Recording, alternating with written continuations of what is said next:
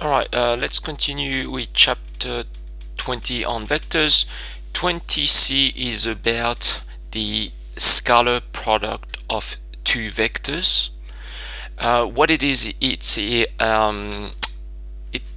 is called a scalar product or the dot product, as the symbol, the notation that you use down here is you have two vectors annotated and there's a dot that express a product.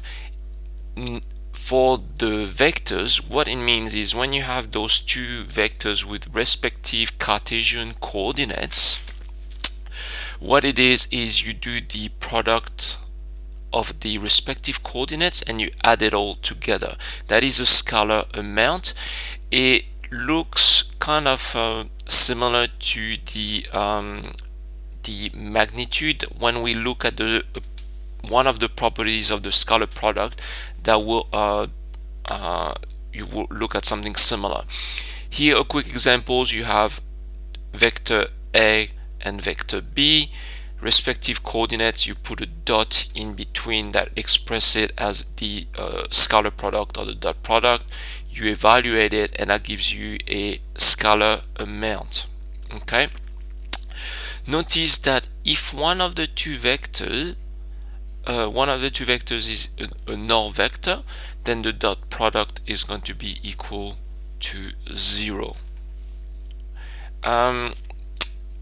Alright, next one is the another expression of the dot product is the product of the magnitude of each vector times the cosine of the angle between those two vectors. Have a look at the proofing in the textbook, which is a little bit more detailed. What's interesting about this expression or this formula is if you have the Cartesian coordinates of each vector, you can determine your dot product the same way as in the previous slide. You can evaluate also the magnitude of each of them, and what it means, you can find the cosine and determine the angle of any two vectors as long as you know their Cartesian coordinates.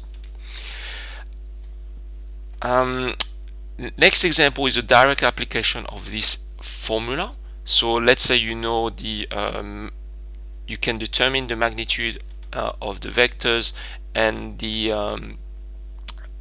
you already know the angle. You can evaluate the scalar product or the dot product. So here's an example.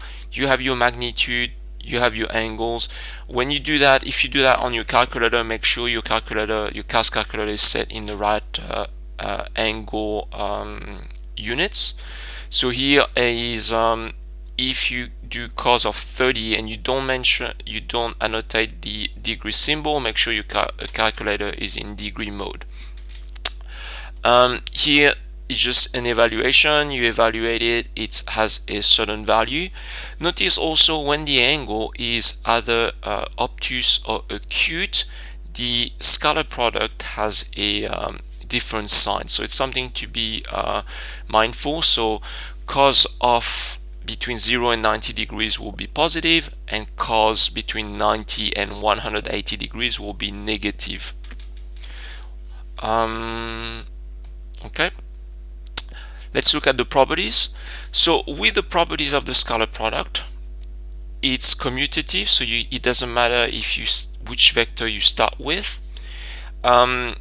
You can multiply with the scalar amount and it's associative with any vector that you want. This one is also, it's a distributive law. So remember, each vector can be expressed as a sum and you can expand that bracket accordingly.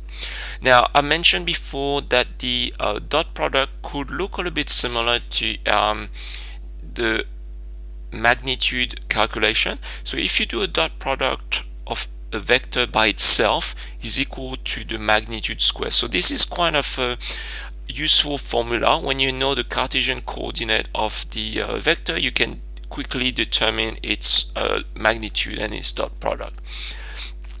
Next dot point, if the vectors a and b are perpendicular.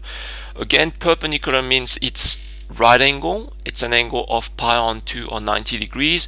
Its dot product is equal to 0. Very important property. It's usually used, it's a theorem that is used reversely.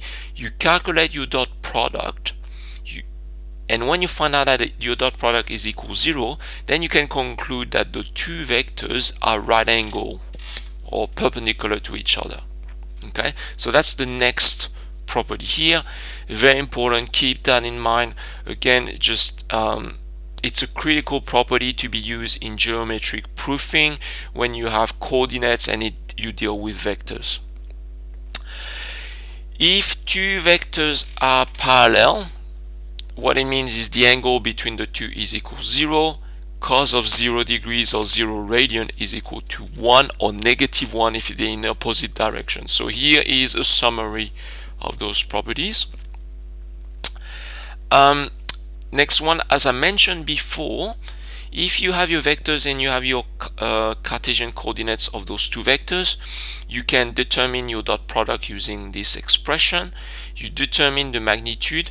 Let's make cos of theta the subject, which is down here, which is a new expression, and by doing the inverse of cos, you can determine the angle or the magnitude between two vectors. So let's look at that example when we want to find the angle between two vectors. So you have those three vectors a, b, c. Again, as a convention, vector a for point A is equivalent to vector from O to A. Lowercase b is vector O to B, and vector c is O to C. Those are the Cartesian coordinates of those vectors.